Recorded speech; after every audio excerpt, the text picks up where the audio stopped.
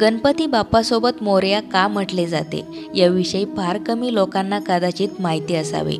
गणपती बाप्पासोबत मोरया शब्द कुठून जुळून आला यामागे जुनी कथा आहे। महाराष्ट्रातील पुणे शहरापासून 15 किलोमीटर अंतरावर असलेल्या चिंचवड गावातील ही कथा आहे। 1375 मध्ये जन्मलेले मोरया गोसावी हे श्री गणेशाचे एक परम भक्त होते। मोरया गोसावी कोणत्या शतकात होऊन गेले यात अनेक मतमतांतरे आहेत। वैदिक शिक्षण पूर्ण केल्यानंतर गुरु योगीराज सिद्ध यांच्या आदेशानुसार मोरया गोसावी यांनी 42 दिवस थेऊर येथे जाऊन कठोर तपश्चर्या केली। ही तपश्चर्या बघून मोरया गोसावी यांना थेट गणपतीचं दर्शन झालं असं सांगितलं जातं।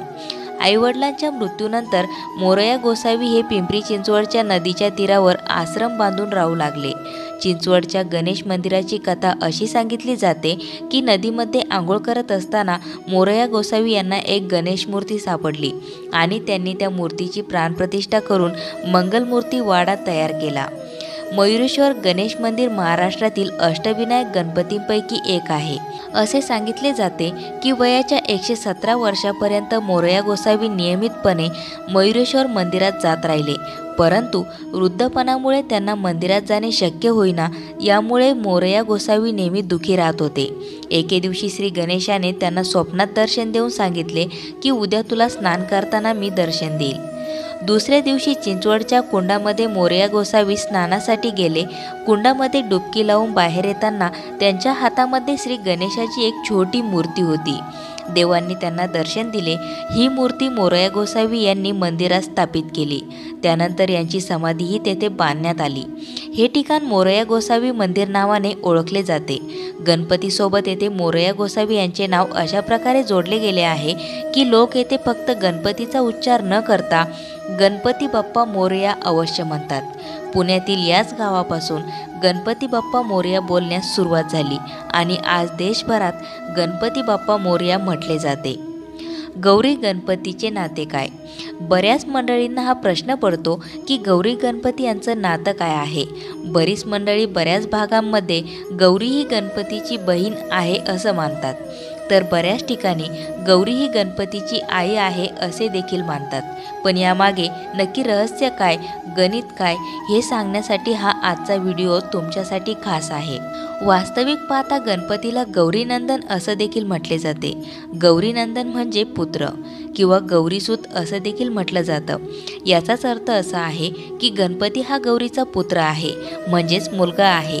म्हणजे गौरी ही गणपतीची आई आहे आणि अर्थात पार्वतीचं दुसरं नाव हे गौरी आहे। हिंदू देवताशास्त्रात तसेच समाज जीवनामध्ये गौरी ही शिवाच्या शक्तीचा आणि गणपती बाप्पांच्या आईचं रूप मानले गेले आहे। काही ग्रंथामध्ये 12 गौरीचा उल्लेख आहे, तर अग्निपुराणामध्ये गौरी मूर्तीचं सामूहिक पूजन केलं जात असते आणि त्याला खूप महत्त्व त्यानुसार आहे। त्यामुळे या एकूण 10 दिवसांमध्ये फक्त एका गणपतीचीच पूजा नसते, तर 3 दिवस गणपतीच्या मातांची देखील पूजा करतात। पण आता तुम्हाला प्रश्न पडला असेल की 2 माता कशा?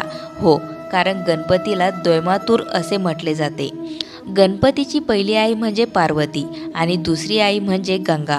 पार्वतीने आपल्या अंगाला चंदन लावून त्याचा मळ काढला, आपली मोठी बहीण गंगेचे पाणी लावून तो काढला आणि त्याची मूर्ती बनवून त्यात प्राण फुंकले।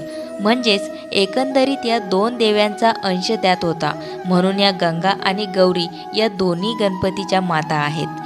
महालक्ष्मीच्या सणाच्या वेळेस या दोन्ही मातांना आपण ज्येष्ठा गौरी म्हणजेच गंगा आणि कनिष्ठा गौरी म्हणजे पार्वती म्हणून आवाहन करून त्यांची स्थापना करत असतो। सोबत जे बाळ कनिष्ठेच्या सोबत असतं ते म्हणजे विनायक, पण गणपती नाही, कारण पार्वतीने जेव्हा त्या मूर्तीत प्राण फुंकले होते तेव्हा ते बाळ होते। गणपतीला जेव्हा हत्तीचे मुख लावले गेले तेव्हा ते गणपती असे म्हटले गेले आणि या बाळाला विनायक म्हटलं गेलं। आता विनायक म्हणजे विना नायकाचं मूल, म्हणजे तो पतीशिवाय जन्माला आलेला आहे असा विनायक। मग आता प्रश्न असा पडतो की या गंगा आणि गौरी आहेत तर यांना महालक्ष्मी बसवल्या असं का आपण म्हणतो? तर याचे उत्तर म्हणजे लक्ष्मी, आणि लक्ष्मी म्हणजे समृद्धी आणि वैभव। या दोघी माताने गणपतीस जन्म देऊन एक प्रकारे वैभव आणलं। निर्विघ्नता संपूर्ण जगामध्ये निर्माण केली आणि म्हणून यांना महालक्ष्मी असं म्हणतात। भाद्रपद महिन्यात येणाऱ्या गौरींचं पूजन करून अखंड सौभाग्य प्राप्तीसाठी स्त्रिया हे व्रत करतात आणि हे व्रत 3 दिवस चालतं। खरं तर प्रत्येक प्रांतानुसार वेगवेगळ्या व्रत करण्याच्या पद्धती आहेत। आता पूजेत काही ठिकाणी धातूची प्रतिमा, तर काही ठिकाणी मातीची प्रतिमा, काही ठिकाणी तर कागदावर महालक्ष्मीचे चित्र काढून आणि काही ठिकाणी नदीकाठचे 5 खडे आणून त्याचं गौरीपूजन म्हणून केलं जातं। तर काही ठिकाणी 5 मडक्यांची उतरण रचून त्यावर गौरीचा मुखवटा बसवतात। काही ठिकाणी सुवासिक फुलं या ऋतूत येणाऱ्या वनस्पतींची रोपं, तेरड्याची रोपे एकत्र बांधून त्यांची प्रतिमा बनवतात आणि त्यावर मातीचा मुखवटा चढवतात। त्यानंतर त्या मूर्तीला साडी नेसून अलंकाराने ती मूर्ती सजवतात। मग एक दिवस आव्हान, स्थापना, दुसऱ्या दिवशी भोजन आणि तिसऱ्या दिवशी विसर्जन अशा पद्धतीने या महालक्ष्मी गणेशासहित आपल्याकडे बसत असतात। तर अशा प्रकारे 3 दिवस आनंद, उत्साह, हर्ष, उल्हासासह हे महालक्ष्मीचे 3 दिवस कसे जातात हे आपल्याला कळतसुद्धा नाही। तर अशा प्रकारे आज आपण गौरी, गणपती, पार्वती आणि महालक्ष्मी यांचे सविस्तर नाते काय आहे हे आजच्या व्हिडिओमध्ये जाणून घेतले। अशाच नवनवीन माहिती व्हिडिओसाठी मंगलम या चॅनलला सबस्क्राईब करून बेल आयकॉनला जरूर प्रेस करा।